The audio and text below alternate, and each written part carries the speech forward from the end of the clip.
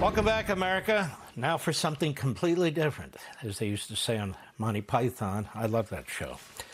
Our dear friend Robert Greenway, he's now with the Senior Vice President at the American Global Strategies and former National Security Council Senior Director, Principal Architect of the Abraham Accords, and really a sharp guy and my friend. Robert, the Strait of Hormuz, nuclear weapons, this and so forth. You know, I have a question for you. I've read this book. It's not an easy read. Islamic Government, written by the Ayatollah Khomeini, right before he came back in the revolution to Iran. How many people do you think in government have read this book? I don't think anybody's read this book from what I'm listening to. This man believes God has put him on a mission. This man believes that they must conquer the world. This man makes it clear that Iran is nothing but a launching point. And this man makes it clear that he hates the United States more than any other country on the face of the earth because of our success as a Western power. And he makes it clear he's not going to make any deals. And I don't think his successors are going to make any deals that are going to hold unless they want them to hold for a short period of time as a matter of tactic. What do you make of all this? Always good to be with you, Mark. And you're right to read our adversaries' viewpoints in literature. It's striking how often they are clear in their goals and objectives and how often they're discounted. And to answer your direct question, I suspect very few are even aware, let alone familiar with the content of his thoughts and the structure of our adversaries' government system. If there's any consolation in it, and it's small but significant, very few, I think, in the Iranian system are familiar with it. And those that are fairly confident it's a bankrupt ideology. It had very little support and purchase ultimately among clerics, and that's what it's about, the rule of clerics, the supremacy of jurisprudence over the rest of the form of government, and a theocracy in its ultimate form and manifestation. But very few in Iran now have support for this bankrupt ideology, and the government itself has very little credibility. And that ultimately will probably lead to the collapse of the regime. It's just difficult to predict when and what specific circumstances. The collapse of the regime. Are we trying to collapse the regime?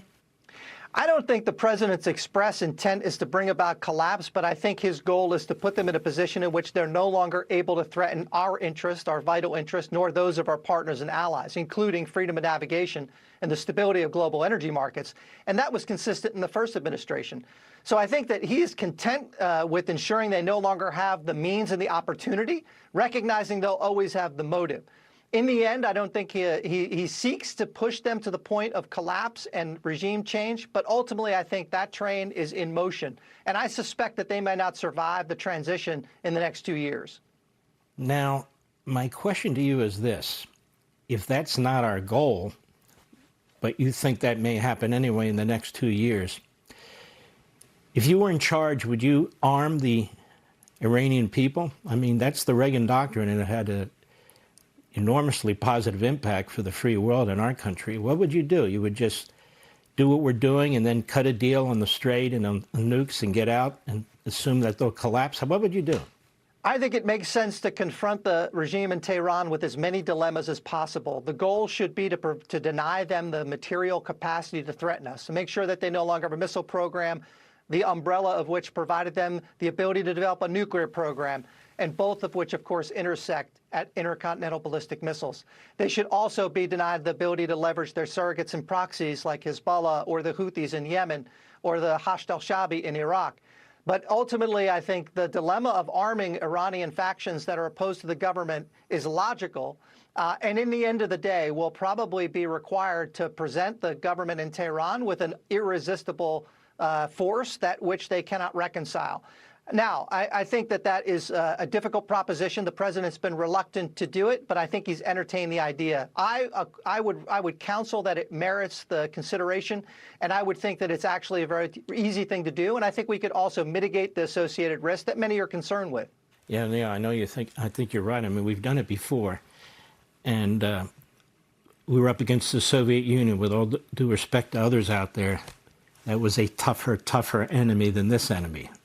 People need to remember how powerful that military was, how long that Soviet Union was in existence, the resources that it had, the satellites that it had, and the Reagan doctrine was victory. Victory, not détente, victory. And you're right, it didn't happen immediately, just like this may not happen immediately. But there are buttons, again, you're right, in my view. There are buttons you can push to start the process, but one of them is arming the people who are resisting, who want to rise up, who want to overthrow. I mean, tens of thousands of them were murdered when they were just out there with their fists and so forth and so on. We'll be right back. Be sure to like and subscribe for all the Fox News latest on YouTube and catch full shows streaming now on Fox One.